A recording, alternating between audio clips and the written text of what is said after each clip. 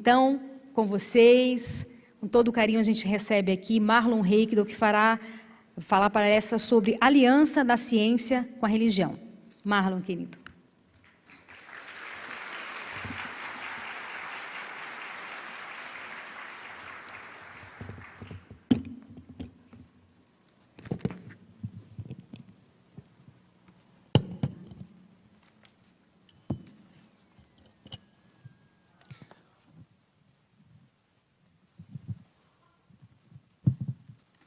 Com autorização da Cléo, você está falando isso?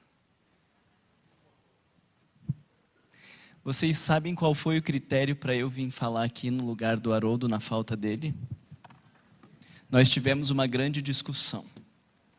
E aí o critério principal era assim: quem é o mais exibido de todos que estão ali? E a conclusão era que Cristiane Niero era a mais exibida de todos. Eu não sei se vocês já viram vídeos dela, ela vai me odiar quando ela vê eu falando isso. Primeira pessoa então cogitada, Cristiane Niero, porque era a mais exibida. Mas ela chega só às 11 da noite hoje de avião, e aí ela só vai poder falar amanhã de manhã. Quem é o segundo mais exibido? Aí era eu, então acabou sendo eu que estou aqui com vocês. Eu consegui trazer,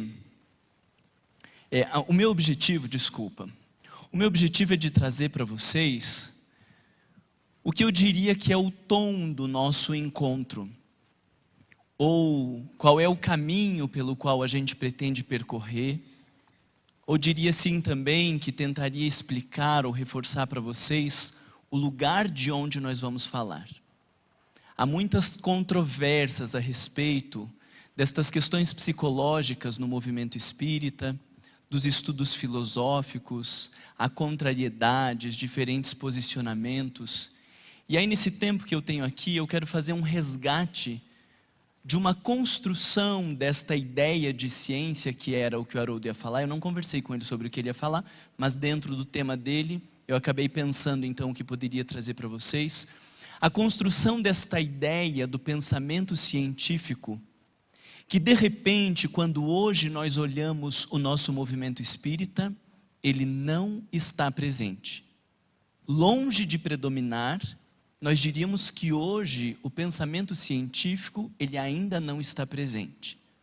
Nós temos alguns grupos, como a Associação de Psicologia não sei do que, Associação Médica, Associação dos Magistrados, mas que ainda são lugares fora da casa espírita, fazendo ações específicas, tentando o resgate deste olhar científico, porque ele está fora das nossas casas espíritas.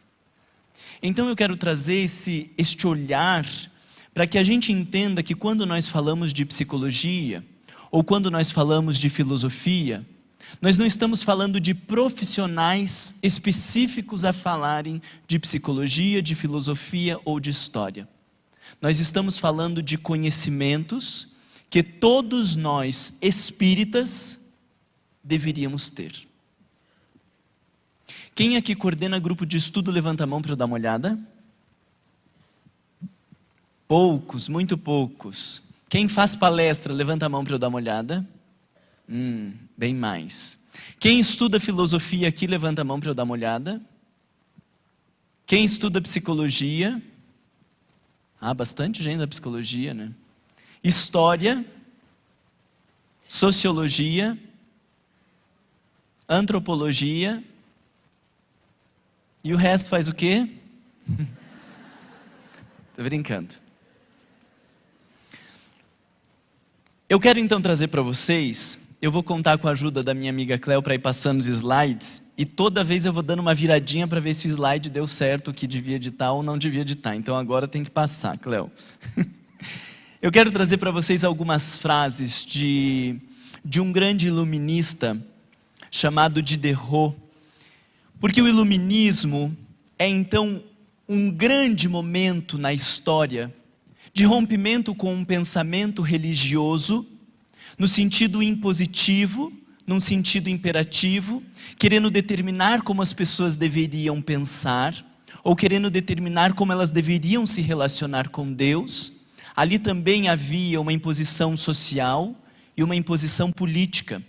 Isso nós estamos falando do século XVIII e de pessoas que começaram a formar um grande grupo de rompimento com uma sociedade que estava posta, e fruto isto que nós teremos ali à frente, a doutrina espírita. Então, quando nós falamos do pensamento iluminista, ou quando nós falamos destas ideias que são advindas do racionalismo, do cientificismo, desta busca por uma fundamentação num jeito de ser e de pensar, nós estamos nos referindo a esse pensamento iluminista, e eu trouxe aqui 3 frases importantes de Diderot para a gente pensar. A primeira delas, ele diz assim: do fanatismo à barbárie, não há mais do que um passo. Achei fantástica essa colocação quando li. Porque de repente, nós estamos agora em discursos religiosos, falando de Deus, mas o que a história nos mostrou é que talvez a gente usou do discurso de Deus, ou usou do discurso religioso, para continuar alimentando os nossos comportamentos impositivos, violentos e imperativos. E de repente a religião dizia como as pessoas tinham que ser. A religião dizia como as pessoas deveriam proceder, com quem se relacionar ou com quem não se relacionar. E eu estou falando disso, mas ao mesmo tempo vão me ocorrendo um monte de ideias na minha cabeça, das perguntas que as pessoas acabam me fazendo, como nesses dias uma senhora me escreveu e disse: Marlon, a minha filha quer fazer uma tatuagem, eu posso deixar ela fazer ou não posso? E depois outro escreve dizendo: Marlon, eu estou me relacionando com um homem, mas eu queria te dizer, eu não sou casada com ele. Eu posso me relacionar com ele ou não posso? Este é o mesmo pensamento de mais de 300 anos atrás, quando as pessoas disseram: nós estamos cansados dessa sociedade onde existe um papa, um monarca, onde existem pessoas que vão dizer como nós devemos agir, como nós devemos proceder, alguém que vai me impor com quem eu posso ou não me relacionar.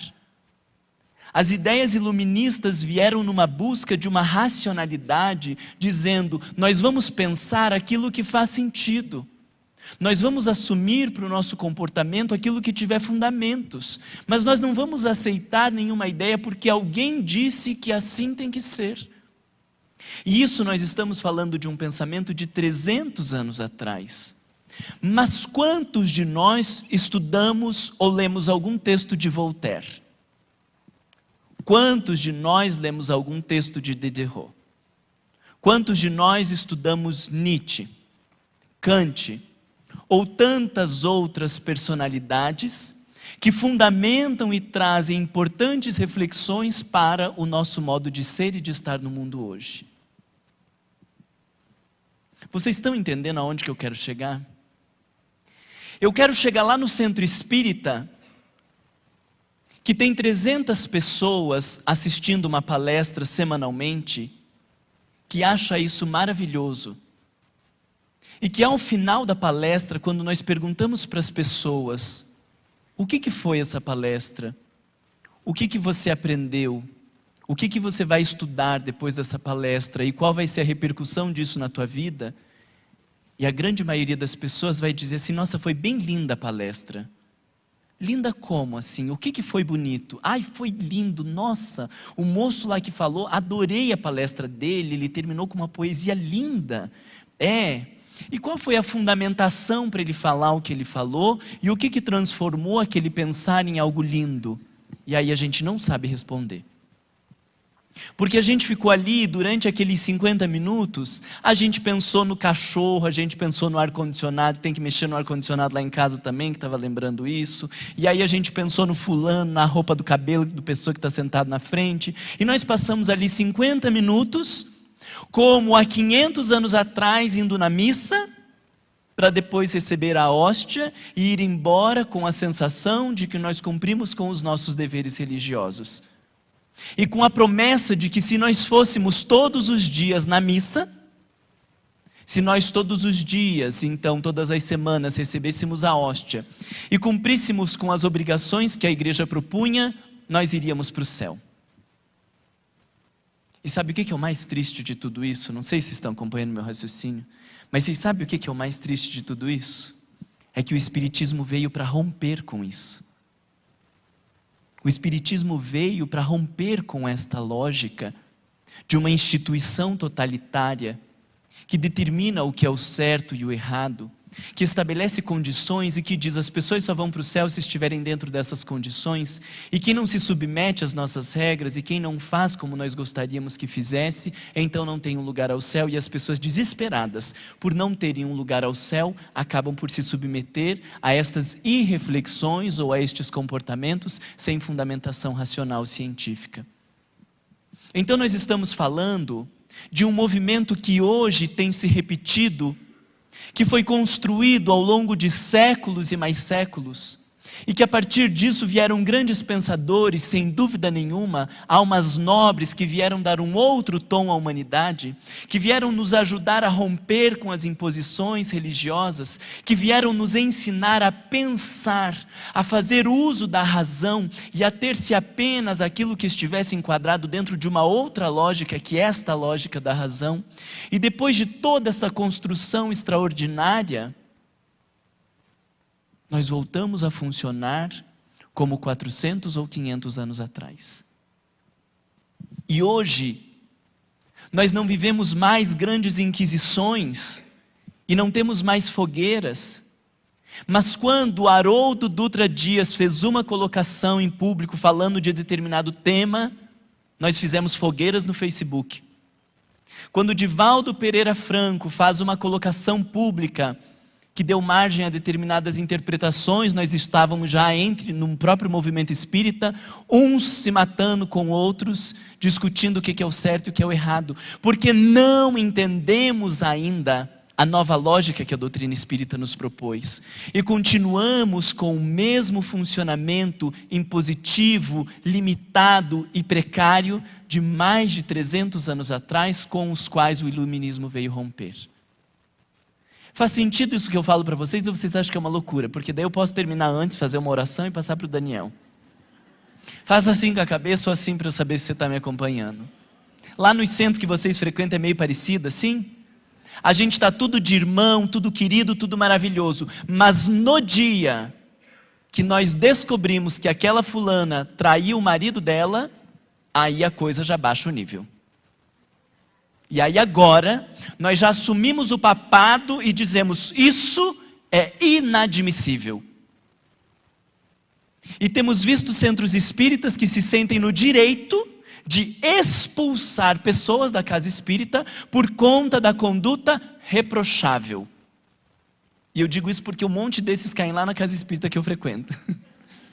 Aí chega lá e diz, Marlon, eu fui expulso do centro que eu fazia parte, já é o quarto que chegou lá expulso do centro que fazia parte.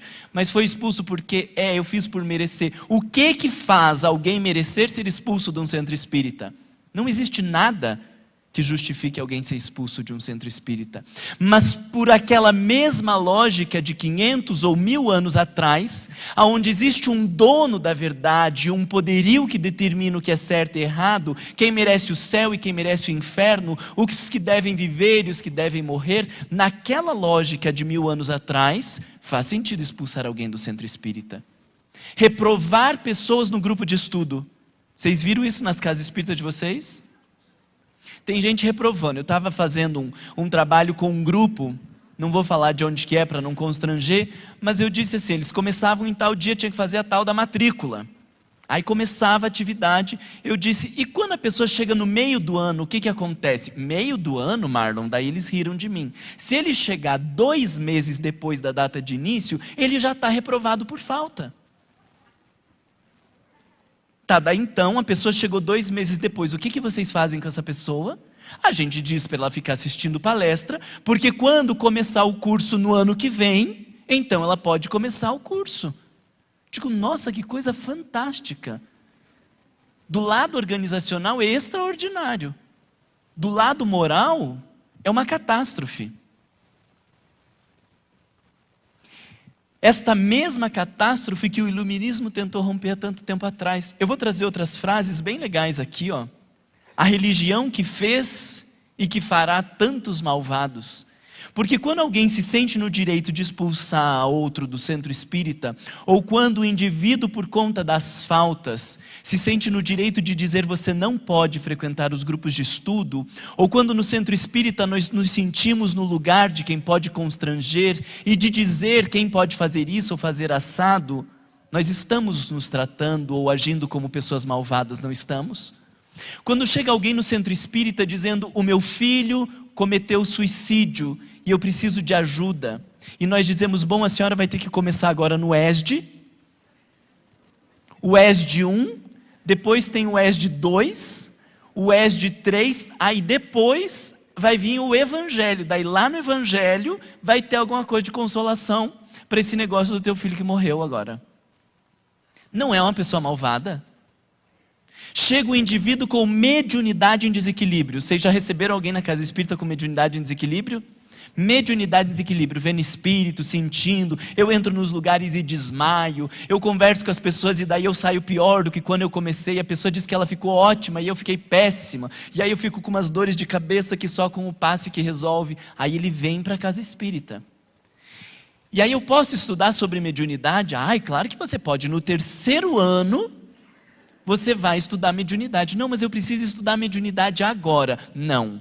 Eu que sou o detentor do conhecimento e que sei mais sobre você do que você mesmo, sei que você não pode estudar mediunidade agora. Você precisa primeiro estudar os fundamentos dos pré-fundamentos do Espiritismo, e depois que você passar por todo esse caminho, você vai ter condição de começar a estudar sobre mediunidade. Até lá a pessoa já cometeu suicídio ou foi internada no hospital psiquiátrico. E nós vimos um número imenso de pessoas no hospital psiquiátrico que eram médiuns e desequilíbrio, e que ninguém conseguiu dar conta, orientar ou auxiliar essas pessoas, e depois de determinado tempo, tamanho comportamento irregular em termos de funcionamento cerebral, da incidência negativa dos espíritos obsessores, propriamente Manuel Flamengo de Miranda explica isso, esse sujeito consegue materializar no cérebro, consegue não, né, mas materializa no cérebro, aquilo que fica classificado como transtornos mentais. E talvez dependerá para sempre das medicações para se manter em equilíbrio, mas tudo teve começo com o que nós chamaríamos de transtornos espirituais, de instituições que não conseguiram auxiliar esta pessoa, porque a gente disse para ele que ele tinha que fazer primeiro o ESD 1, o ESD 2 e depois no ESD 3 é que ele ia começar a estudar mediunidade. Isso não é ser malvado? É ou não é ser malvado? Diga para mim. Nós temos tanto conhecimento, nós temos tantas possibilidades, nós temos tanta fundamentação, e temos pessoas que chegam procurando auxílio e nós não os oferecemos o que temos, não lhes damos ou não compartilhamos daquilo que nós temos, porque eu sei o que é melhor para você, mas eu quero estudar mediunidade. Não, você não pode começar estudando mediunidade, porque você tem que começar primeiro estudando os antecedentes do cristianismo, Hydesville, depois a gente vai estudar as mesas girantes, você vai ter que aprender que Hippolyte, Leon, Denisard, Rivail, o Hippolyte tem 2 P's, é 2 P's ou 2 T ou 2 L que tem lá?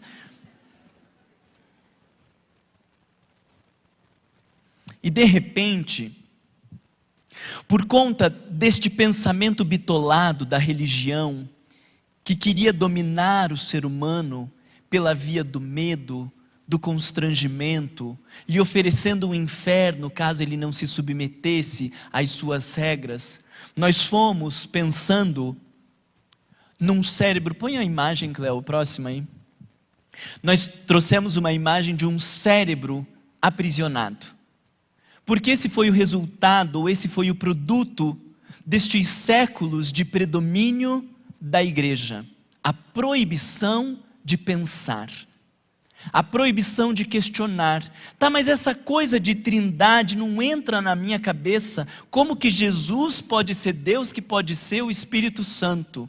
E se você fizesse um questionamento desse para o padre, em pleno século XVII, você estava ralado.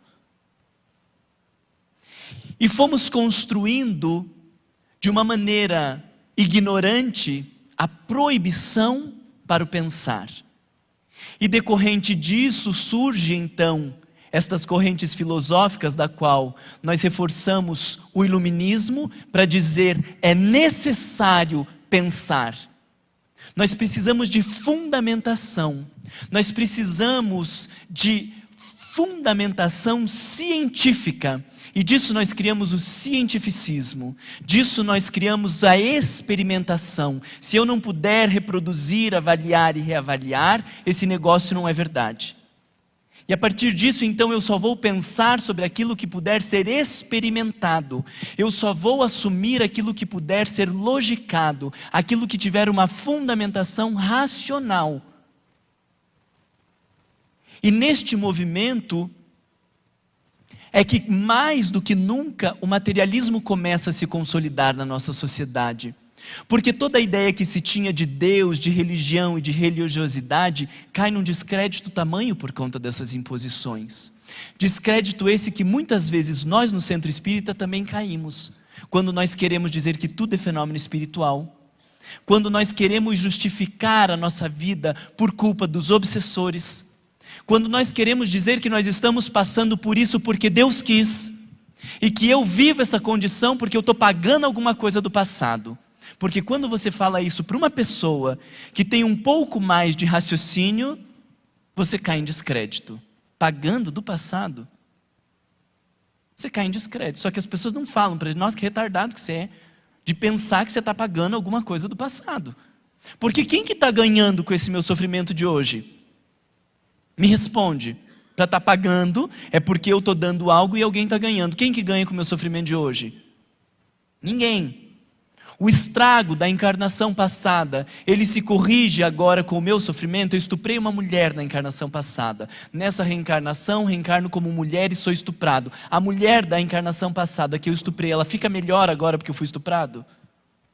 Diminui o sofrimento dela e agora ela vai para a luz? Não. Então da onde vem essa ideia de estar pagando o passado? Da onde vem a ideia de um Deus punitivo, que culpa, que condena, que machuca as pessoas, que humilha, quando nós dizemos é a vontade de Deus e tem que se submeter e tem que aceitar? Da onde vem, ou qual é a fundamentação para estas coisas? Este era o mesmo pensamento que predominava há 400 anos atrás e que viemos fazer esse rompimento com as ideias iluministas, trazer luz, trazer racionalidade, trazer uma outra forma de pensar. E aí eu achei uma outra frase de Diderot que eu achei ótima, que ela diz o seguinte: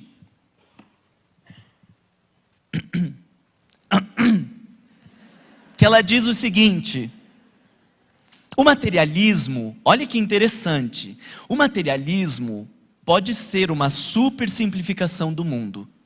É impossível reduzir a unidade de consciência para com a matéria e o movimento. Mas o materialismo é uma boa arma contra a igreja e deve ser usada até que se encontre outra melhor. Achei fantástico isso, porque ele está dizendo, olha, eu também não acredito no materialismo. Não dá para a gente querer explicar tudo por via da matéria e do movimento. Para mim não faz muito sentido. Mas enquanto nós só tivermos isso para nos apoiar e romper com as imposições da igreja, com os determinismos de uma forma de pensar estabelecido por uma ou outra pessoa, nós vamos nos ater ao materialismo. E vamos usar disso enquanto ferramenta até que surja algo melhor. E muitos destes iluministas, eles não foram contrários a Deus, não foram contrários à espiritualidade, isso está explícito nas suas falas. Eles foram contrários às imposições. Eles foram contrários a toda a ideia do tem que ser assim, porque é assim. E você tem que pensar desse jeito. Mas o que eu digo e insisto com vocês que me constrange, é porque de repente no Centro Espírita nós continuamos agindo desse jeito. E nós damos aula querendo dizer como as pessoas têm que pensar. Eu chego ao Centro Espírita no lugar de professor e dou aula, querendo ensinar alguém e dizer como ele tem que pensar. Gente, isso continua sendo a mesma ideia da catequização da igreja, que construía em módulos, que construía ideias dizendo você tem que pensar desse jeito. Então se você chega na casa espírita, você tem isso aqui, isso aqui, isso aqui, isso aqui para pensar. E só falta a gente dar certificado, mas a gente não dá mais certificado. Mas há algum tempo atrás, não muito tempo atrás, casas espíritas há 30 anos atrás davam certificado. E só pode dar curso de passe depois que tiver não sei quanto tempo, depois que tiver feito não sei quantas coisas, depois que tiver feito não sei mais o quê. Esses dias eu ouvi de uma casa espírita que só podia fazer trabalho assistencial depois que tivesse terminado os 3 anos de estudo, que tivesse a frequência de mais de 75% e que tivesse mais não sei o quê, aí podia começar o trabalho assistencial.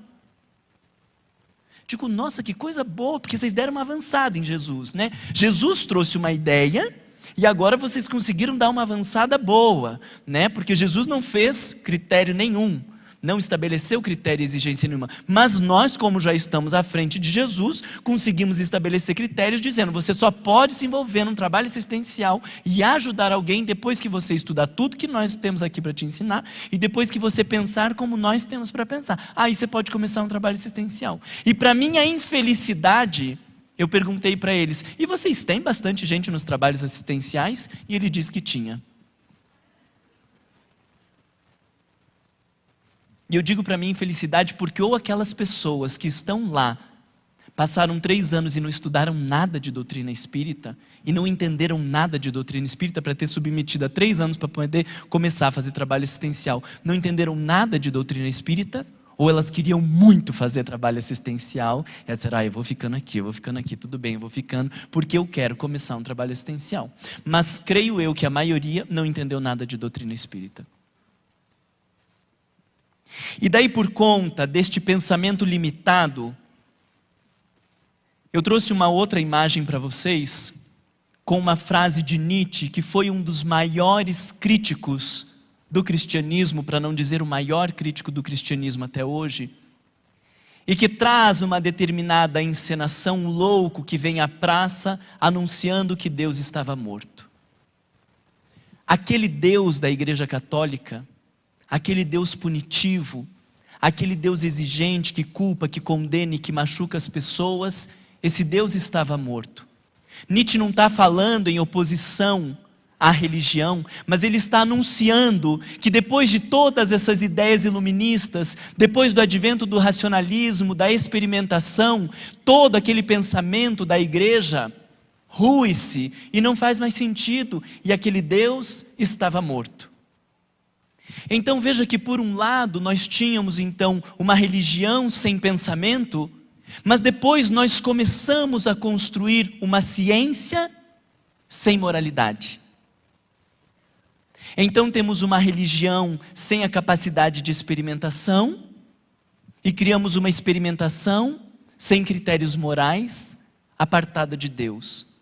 E daí nós então temos hoje um monte de insanidades na nossa sociedade e de reflexões a respeito da moralidade por conta do desenvolvimento científico. Vivemos esse rompimento de uma religião que não pensa e de um pensamento que não sente o pulsar moral e o convite de Deus. E frente a esses rompimentos, o que surgiu para nós? Vocês sabem dizer? Frente a esta incompatibilidade entre ciência e religião, frente a este desencontro entre o pensamento científico e as ideias morais, o que surge então no século XIX? O Espiritismo. Mas o Espiritismo não surgiu como uma religião. Eu não sei se vocês se recordam ou se leram os textos de Allan Kardec, de que ele começa a estudar os fenômenos das mesas girantes, começa a compreender o que acontecia com aquelas pessoas, o que acontecia com as mesas, o que acontecia com aqueles fenômenos espontâneos, e a partir disso desenvolve uma ciência. E por conta destes fundamentos científicos, ou por conta desses novos dados, ele começa a questionar, a perguntar, e começa a encontrar respostas para as principais perguntas da humanidade. Quem sou eu? De onde viemos? E para onde vamos? E então o Espiritismo se consolida também como uma filosofia, nos ensinando um modo de refletir, um modo de perguntar, um modo de estar na vida. Mas o Espiritismo não se configurou como uma religião nos tempos de Kardec. E sabe o que é o mais interessante? É que ele mesmo diz isso. Trouxe para vocês algumas citações, espero que não fique cansativo. Vejamos essa primeira, que está lá no que é o Espiritismo. O Espiritismo é ao mesmo tempo uma ciência de observação e uma doutrina filosófica. Como ciência prática, consiste nas relações que se podem estabelecer entre nós e os espíritos. Como filosofia, compreende todas as consequências morais que decorrem de tais relações. Então nós dizemos que o Espiritismo é uma ciência e uma filosofia com consequências morais. Porque por ajudar o homem a pensar, e este pensar que tem uma fundamentação científica, por ajudar o homem a pensar, lhe aproxima de Deus. E então nós dizemos que são consequências morais ou consequências religiosas no sentido de estimulá-lo à religiosidade. Mas Allan Kardec em nenhum momento propôs uma religião em contraponto a católicos, em contraponto a protestantes, em contraponto a judeus ou muçulmanos. Nós, olha o que eu vou dizer para vocês, nós, por não estudarmos um pouco mais sobre ciência, reduzimos o Espiritismo a uma religião. Nós reduzimos o Espiritismo a uma religião. E por termos reduzido a religião, ele está no lugar que hoje as religiões ocupam na nossa sociedade. Não tenho bem certeza das estatísticas, não recordo, mas do IBGE nós tínhamos 4% de espíritas no Brasil. E destes 4%, nós sabemos que há um número enorme de pessoas que apenas vão assistir palestra e receber o passe. Então, se fôssemos verificar espíritas mesmo, com certeza muito menos de 4%. Há uma colocação de Allan Kardec, que eu ia trazer mais à frente, mas já trago agora, uma colocação de Allan Kardec no livro Viagem Espírita de 1862, que ele diz, há 1 ano atrás, eram centenas de pessoas que se reuniam em torno das ideias espíritas. Hoje, quando nós retornamos, estão aos milhares, e em pouco tempo, nós teremos um grande espaço. Vocês querem que eu repita a citação para vocês? 1862, essa era a segunda viagem, então muito provavelmente 1863, ele dizia, no ano passado, eram centenas de pessoas. Neste ano, são milhares, e em pouco tempo, nós teremos ocupado um grande espaço. Hoje em dia, se você fala de espiritismo na França, há pessoas que confundem com seitas demoníacas. E nós não encontramos facilmente nas livrarias os livros de Allan Kardec. O que aconteceu com a doutrina espírita? Há inúmeras respostas. Mas uma das respostas que mais me chama a atenção é: nós o transformamos numa religião. E por transformar numa religião, ela ocupa hoje o lugar que as religiões ocupam no mundo. Porque as religiões hoje na Europa e nos Estados Unidos não ecoam da maneira como a gente acha que ecoariam. Porque as pessoas não querem mais sentar e ouvir. Agora estava planejando uma viagem para os Estados Unidos e uma atividade que nós vamos fazer.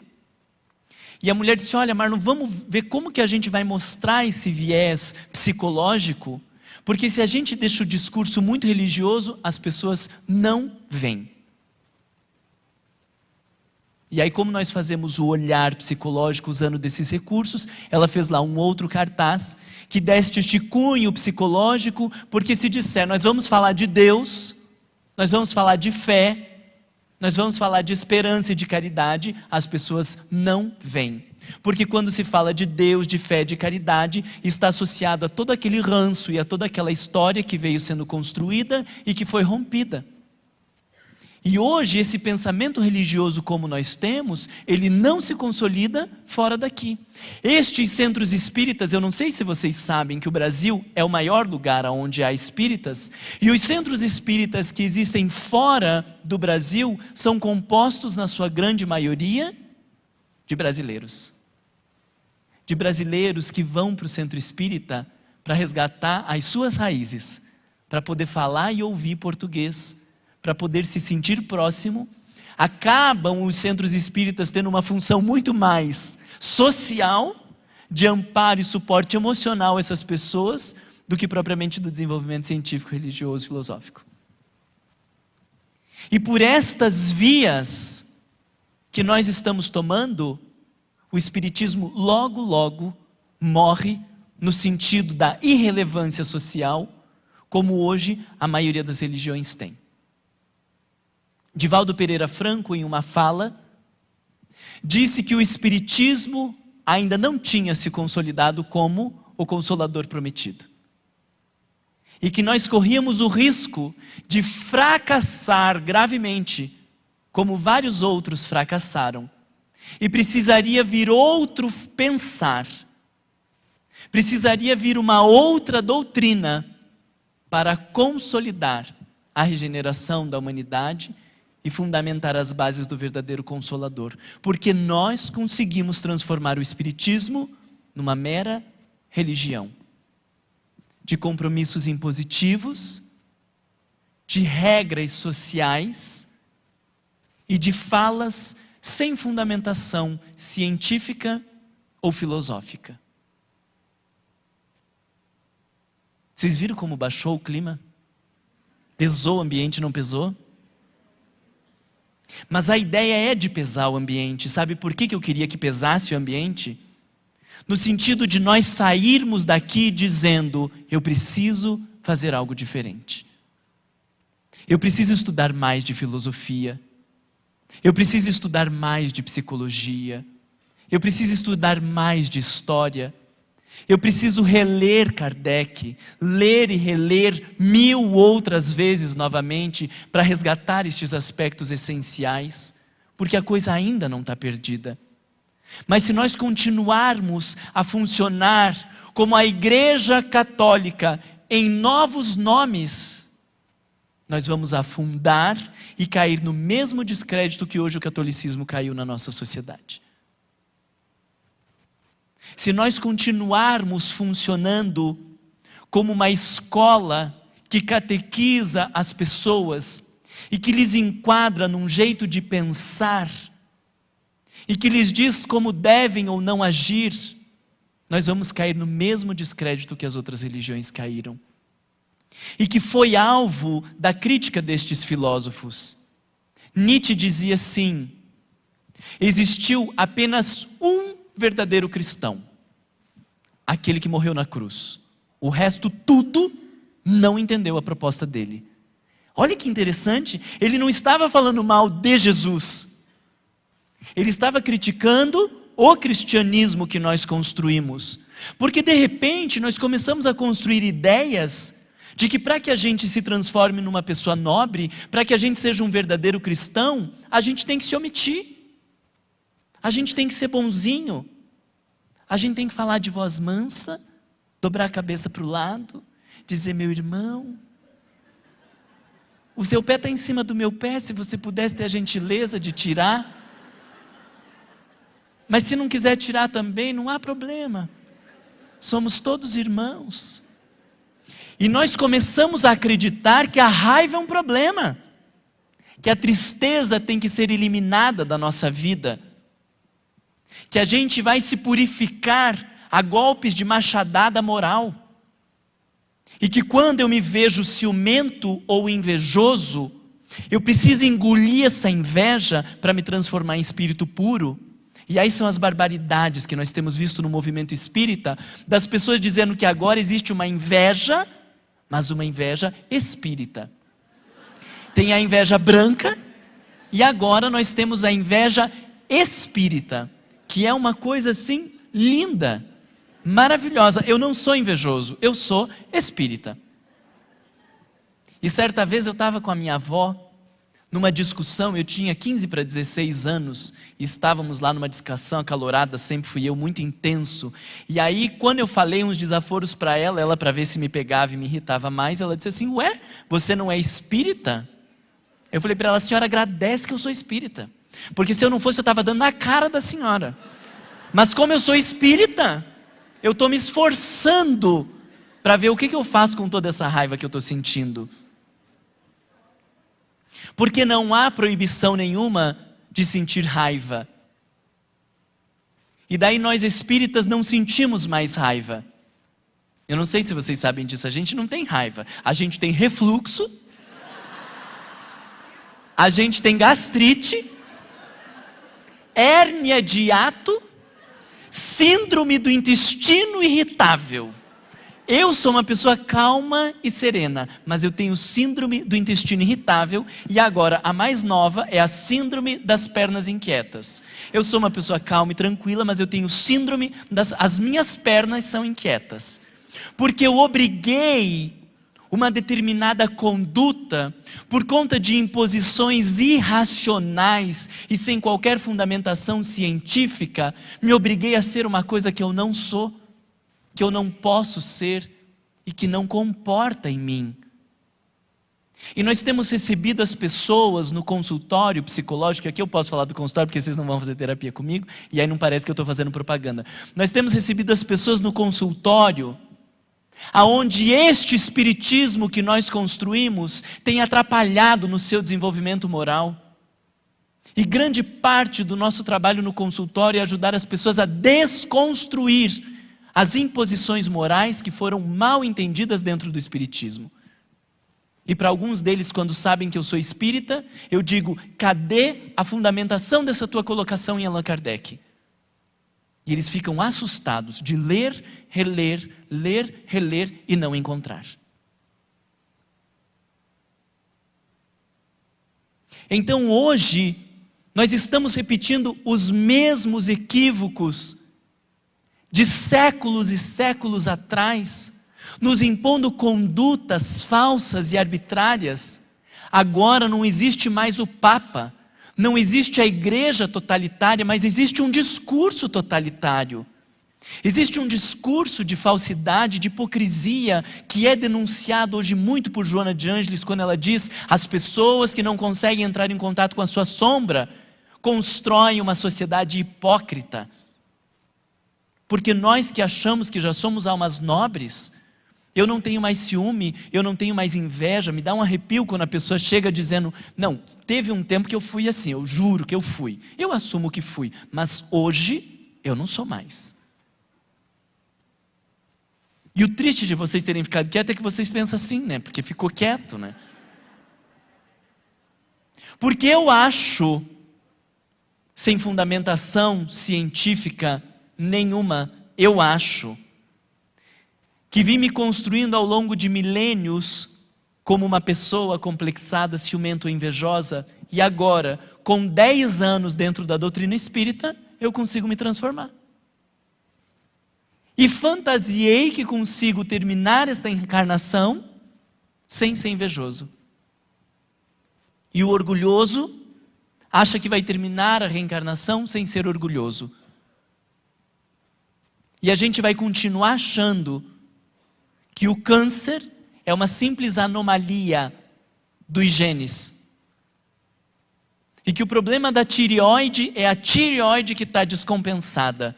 Não é o espírito doente que precisa refletir sobre as suas posturas. E eu lembro de uma senhora que estava fervendo por dentro com todos os problemas gástricos e tudo que ela tinha. E ela dizia: Marlon, eu não enxergo a raiva na minha vida, eu não estou te mentindo, eu não enxergo, digo claro, e por você não enxergar, o seu corpo está encharcado de raiva. Mas o que a gente vai fazer agora que o omeprazol descobriram que interfere lá no parte neurológica, e a gente agora vai desenvolver, então, vai intensificar os processos degenerativos? A gente não está perguntando o que eu vou fazer com as minhas raivas e como eu vou lidar com elas. O que a psicologia nos fala disso? O que as ciências nos orientam? A gente está preocupado em como esconder estas coisas, como se livrar dos obsessores e como ir para o céu em uma encarnação. Porque vocês concordam comigo que o nosso pensamento hoje ainda é profundamente materialista? Nós queremos explicar tudo dessa vida como se ela tivesse começado agora, e queremos resolver todas as nossas questões morais nesta única encarnação. Não é um pensamento materialista? Com certeza, completamente materialista. Há muitas frases de Allan Kardec que vêm ampliar essa nossa forma de pensar.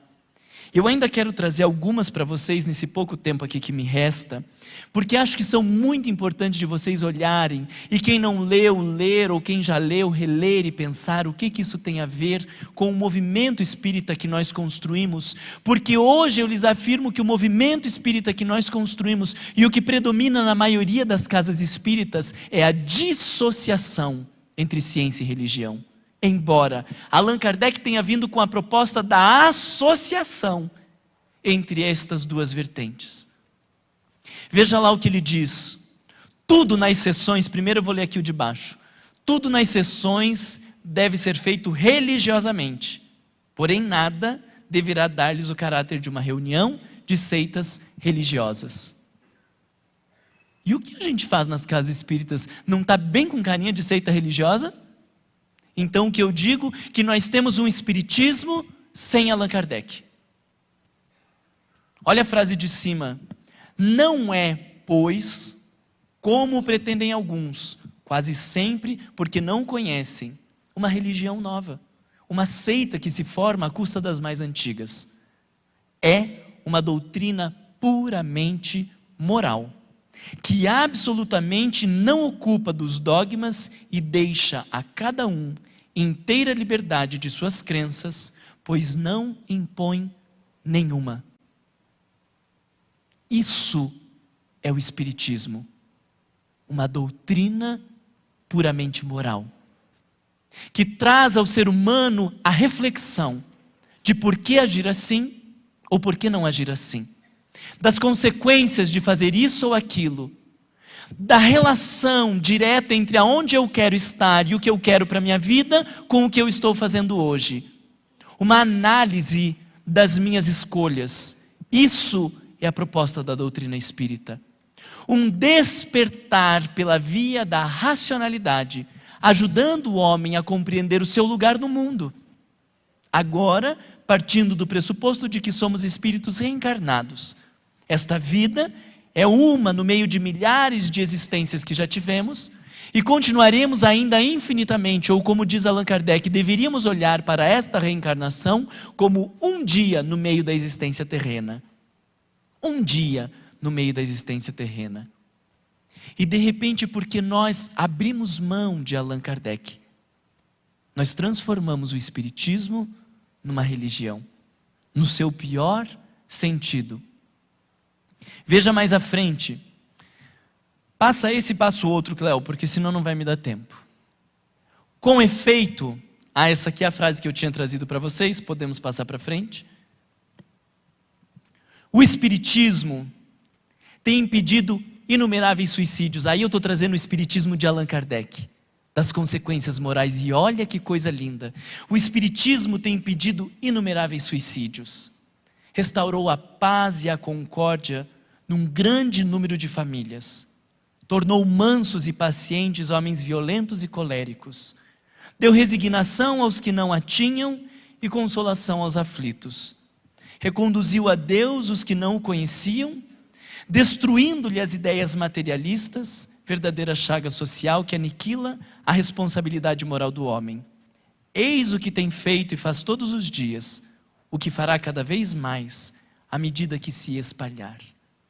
Nós estamos falando de uma doutrina moral completamente comprometida com as questões sociais. Nós estamos falando de uma filosofia que está diretamente relacionada a todos os dramas do dia a dia e das vidas das pessoas.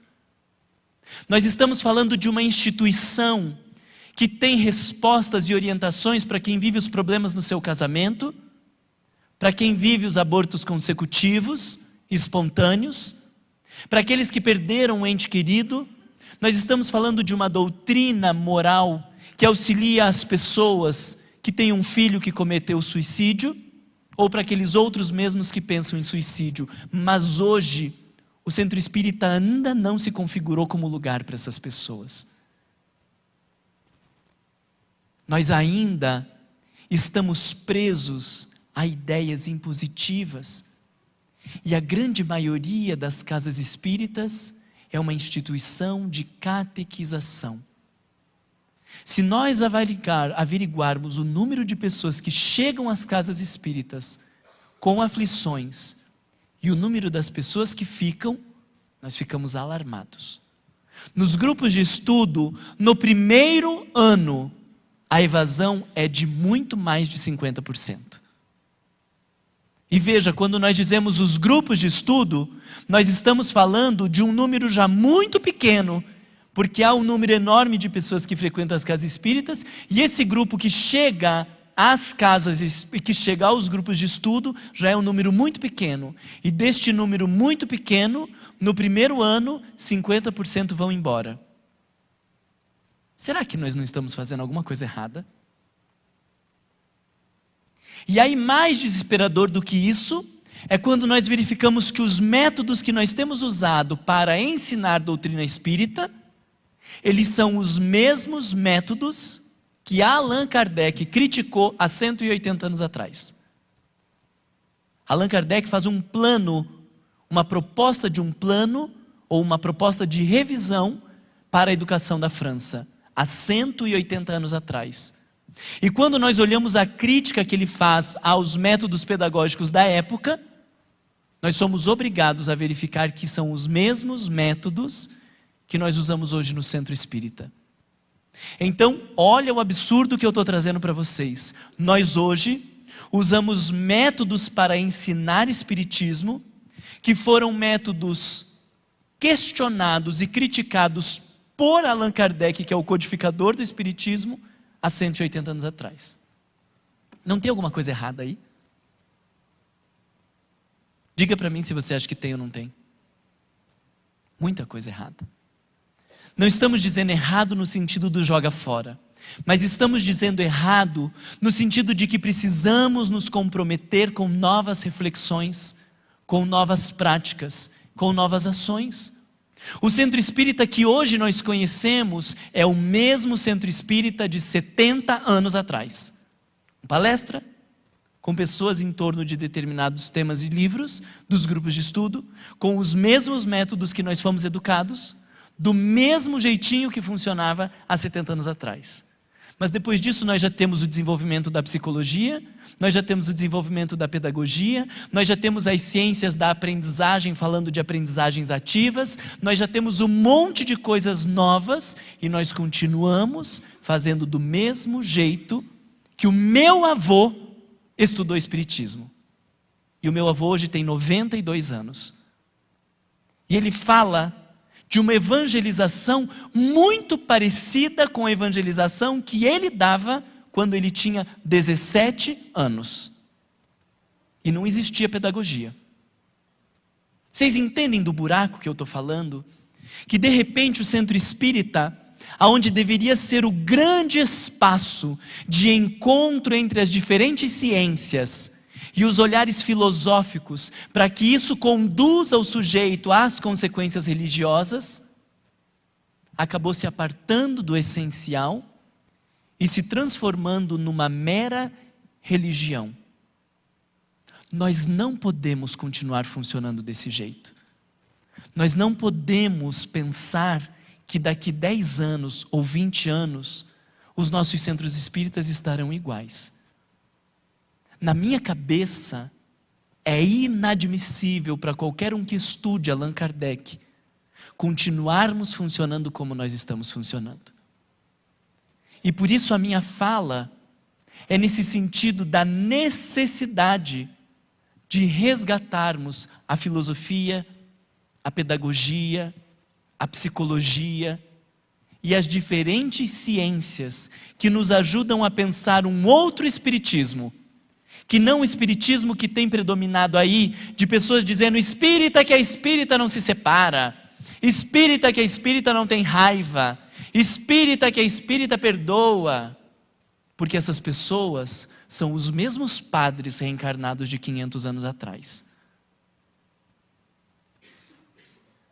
E nós não podemos continuar funcionando desse jeito. O meu convite não é para que a gente tenha mais eventos de cunho psicológico ou filosófico como esse. O meu convite é para que todos nós que fazemos parte das casas espíritas saiamos de uma postura confortável para estudar psicologia, para estudar filosofia, para estudar pedagogia e fazer um movimento espírita diferente. O nosso discurso não é para que as casas espíritas arrumem um psicólogo para coordenar estudos na sua casa. É para que as pessoas que fazem parte dessa casa estudem psicologia e talvez recorram a um psicólogo, a um curso, a alguma coisa para entender melhor Joana de Ângeles e entender melhor Allan Kardec. Mas não queremos especialistas na casa espírita. Nós queremos é que todas as pessoas que estão na casa espírita sejam cientistas, sejam filósofos, não enquanto profissão, enquanto estudiosos.